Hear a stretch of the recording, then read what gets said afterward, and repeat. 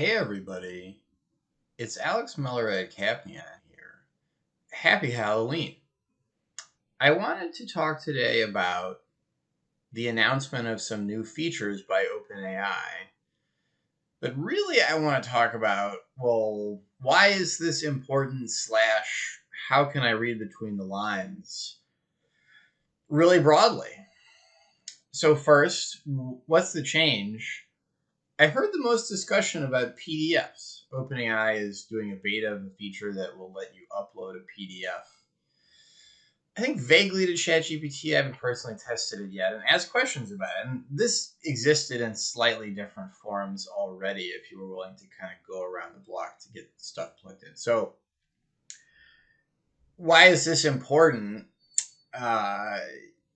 Lots of data is not really how we want it to be. It's possible you wanted ChatGPT to digest some document for you, and that document just was not quite ready to be cut and pasted into ChatGPT to do this. So if you can upload a PDF, that's really awesome, and that could conceivably save you a lot of time.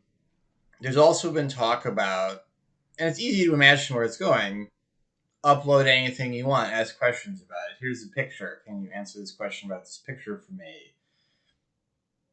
There's all sorts of, like, what's the input? Is it text? Is it picture? Is it PDF? What's the output? Is it text? Is it PDF? We can do them all now in pieces.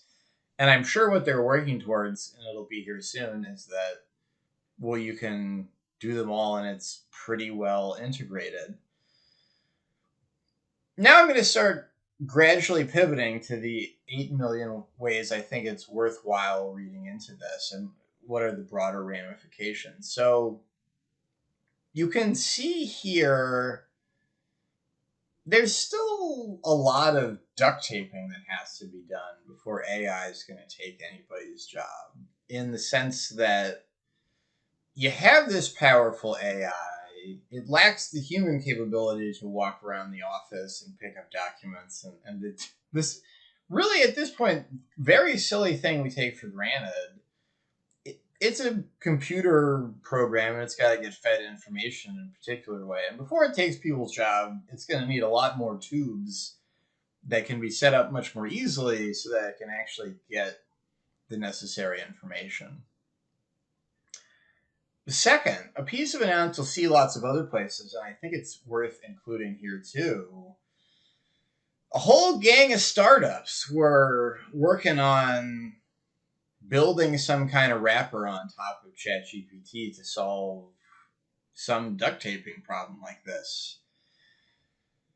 That looked like a pretty nice business to chase for a second, but maybe in the long term, these things are untenable because the big players are eventually going to get all this duct taping machinery together themselves.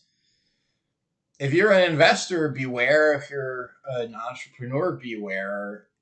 This seems like a space where there's a lot of ideas that look pretty good, but then somebody can totally blow things up and at the very least force a radical pivot on you pretty quickly. Next, there's a lot of this discussion about how to manage your AI program on LinkedIn.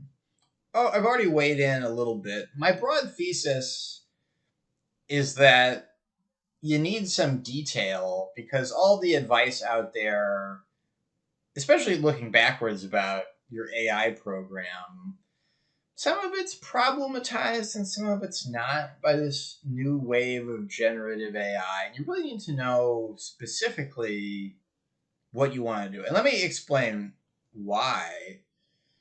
Something like the ability of AI to read a PDF is actually potentially going to help you deal with data quality issues. And maybe not this specific widget, but AI is essentially getting good enough that AI itself potentially is going to paper over your data quality problem. Either things might just work out so that the AI thing at the end is robust enough to handle it, and or I expect there's a tidal wave now coming of people that want to directly use AI to help you with your data quality problem. You could look at a thing where a PDF that you have some information you want. is a great example of a kind of weird soft data quality problem.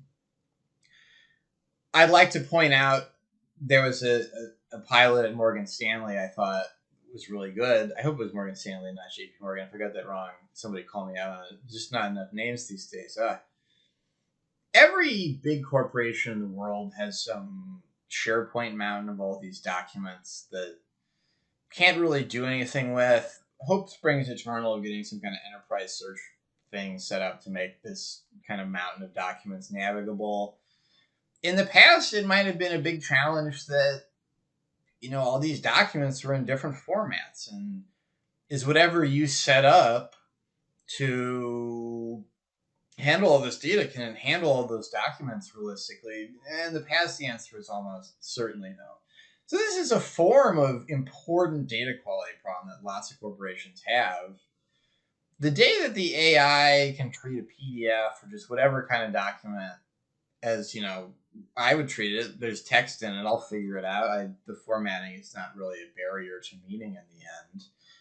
That solves this data quality problem for you. And there's lots of reason to be optimistic that, similar techniques could solve other ones.